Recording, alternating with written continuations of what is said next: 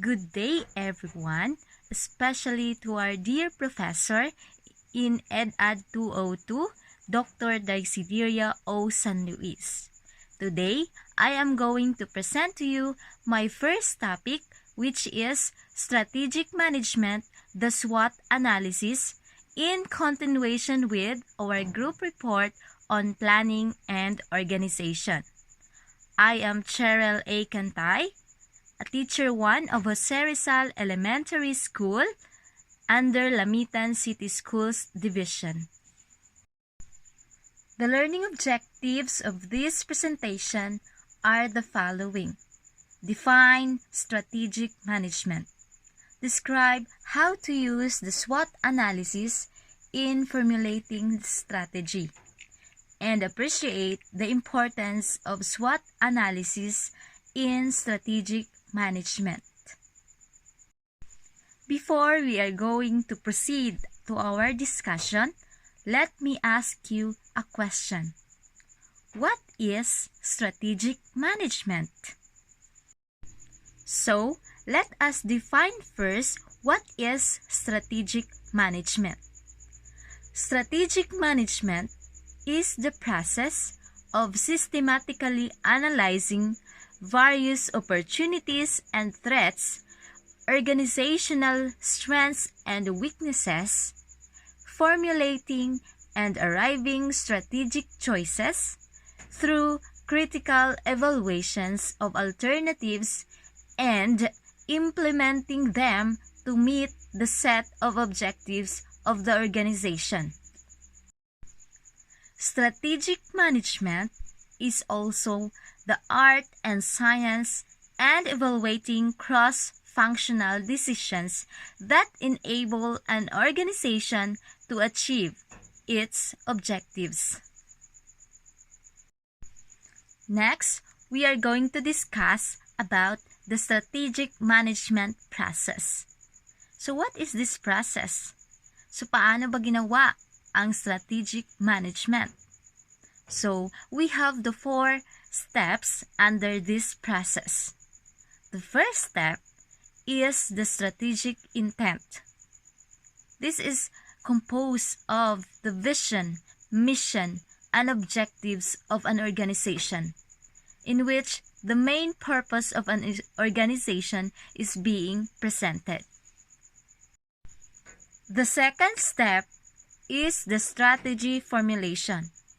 In this step, the strategies are being crafted, planned, and formulated.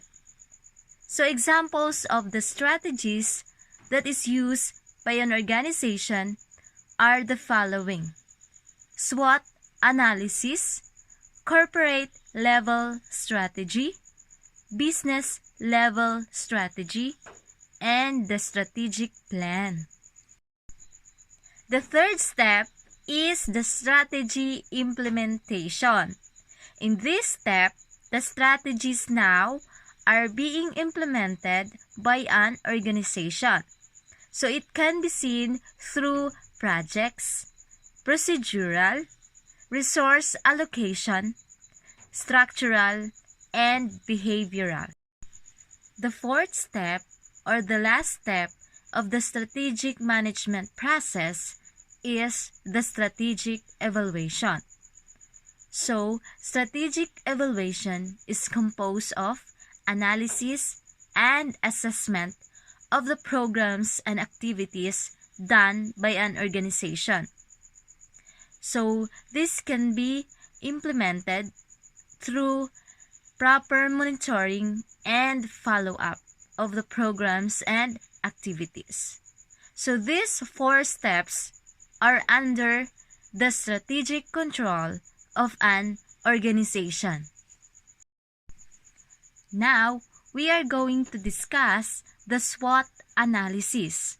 SWOT analysis is under the second step of the strategic management process, which is the strategy formulation. In this presentation, we are going to apply the SWOT analysis in educational management. So let's find out what is the SWOT analysis and how we are going to use it in our educational management. SWOT stands for strengths, weaknesses, opportunities, and threats. So SWOT is an important tool for administration, teachers and staff involved to identify effective and less effective elements in the school. SWOT is best conducted when you have identified the goals and objectives of the school, of your institution. Then, SWOT is used to plan strategies for achieving the institution's goals. Strengths are the internal factors that are likely to have a positive effect or an enabler in achieving school's objectives. These are the characteristics of the school that give an advantage over the others. Examples are good reputation as an innovative organization, highly qualified and experienced staff or teachers, motivated students, and modern technology resources. Weaknesses. These are the internal factors that are likely to have a negative effect or a barrier in achieving school's objectives.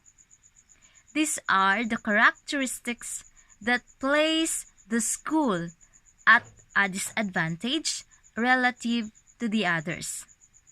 Examples: lack of qualified staffs, poor communication, weak administration or not improvement-oriented, and poor resources of all kinds.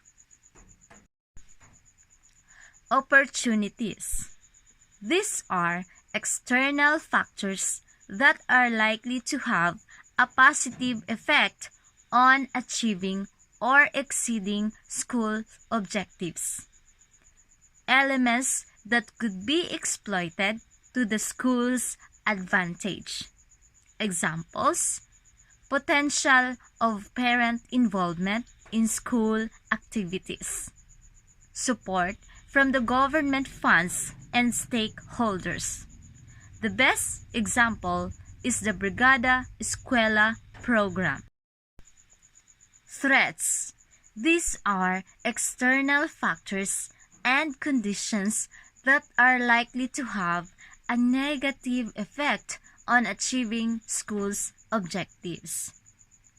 Elements that could compromise the school's success.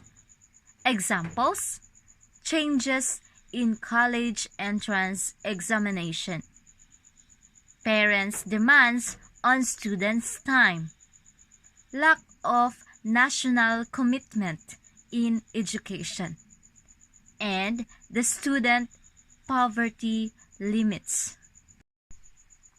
Let's learn more on the SWOT analysis. So, SW stands for strengths and weaknesses. So, strengths and weaknesses are internal factors. So, these are the human resources. Human resources is composed of the staffs and volunteers of an organization.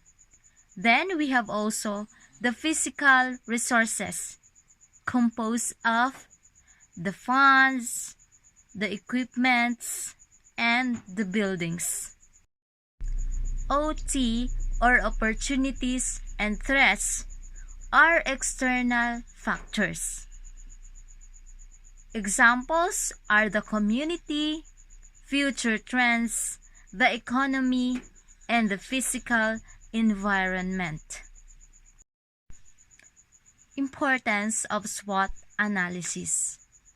Helps to identify the organization's or school's strengths, weaknesses, opportunities, and threats. Guides to build on what have done well. Addresses on what is lacking. Seizes new openings. Minimizes risk. Let's have the summary of the SWOT analysis. A SWOT analysis will be most helpful if you use it to support the vision and mission of your institution. It provides guidance. SWOT is also a simple yet comprehensive way of assessing the positive and negative force within and without your organization, so you can be better prepared to act effectively. I would like to end my presentation by sharing this quote by Peter Drucker. Strategic management is not a box of tricks or a bundle of techniques. It is analytical thinking and commitment of resources to action. I hope you have learned something from me.